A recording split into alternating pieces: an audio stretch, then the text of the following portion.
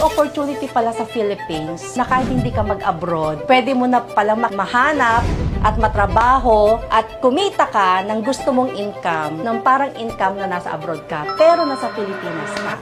I work in hospital as physical therapist. I graduated in Fatima University sa 5-year course ng aking ginugol sa pag-aaral. Na-in love po ako sa industriya na to. One of my kababata ang nag-invite sa akin. So, hindi ko siya makakalimutan. So, kung mapanood mo yung video na to, alam mo kung sino ka. Thankful ako kasi na-invite mo ako sa industriya ng network marketing. So, yung industriya na to, nagtuloy-tuloy siya, although part-time. And kahit part-time nung time po na yon, na-experience ko pong kumita ng 150,000 pesos. Doon sa first 3 months ko, tinuloy ko ang network marketing hanggang nag-work na po ako around 5 to 6 years ako nakapagtrabaho sa isang government hospital dito sa Philippines. It's Camp Aguinaldo. Habang nag-part-time lang po ako sa networking, about to go abroad ako. Nag-apply na ako ng kailangan.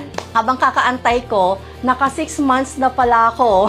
Yung first 6 months ko, I were able to buy my first car sa industriya po ng network marketing. So, nung time po na yon, doon ko na po nakita na sabi ko, may opportunity pala sa Philippines na kahit hindi ka mag-abroad, pwede mo na palang makita, pwede mo na palang mahanap at matrabaho at kumita ka ng gusto mong income, ng parang income na nasa abroad ka, pero nasa Pilipinas ka. So, ang good news po, here comes nung na-invite ako sa Ascendra. Actually, hindi ako na-invite eh. I invite myself. Okay. Kasi may-ari ng company po na to nung narinig ko na magtatayo sila ng company na ang pangalan Ascendra International. Ako na mismo ang nag-chat sa CSO kay Sir Joseph Lim. I know him, nakita ko paano siya magtrabaho. Kahit cross-line po kami, I know his heart. Paano siya tumulong kahit cross-line po kami.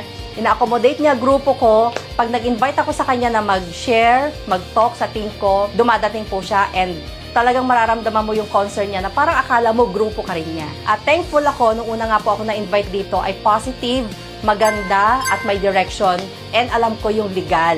Nakita ko po yung legal na networking. That's why, nung nararamdaman ko na po yung portion na magandang trabahuin, sulit trabahuin, tinodo ko na po yung effort ko, yung attention ko, paano ko to aralin, paano ko rin siya gagawin, hanggang magpalaki na po ng grupo, local and international. Sa mga gustong magsimula na magnegosyo dito po kay Ascendra, pwede po kayo mag-start doon sa associate, pwede po kayo mag-start doon sa builder. Napakamaliit po yun na halaga kung negosyo po yung pag-uusapan po natin. Pero sa maliit na halaga po na yon, mga kapatid, ang laki po ng potential income. Kahit part-time ka, may trabaho ka, OFW ka ngayon, nag-iisip ano yung pwedeng inegosyo, welcome po kayo dito. So dito po sa Ascendra International, kami ang partner mo sa pag-asenso. Turbo!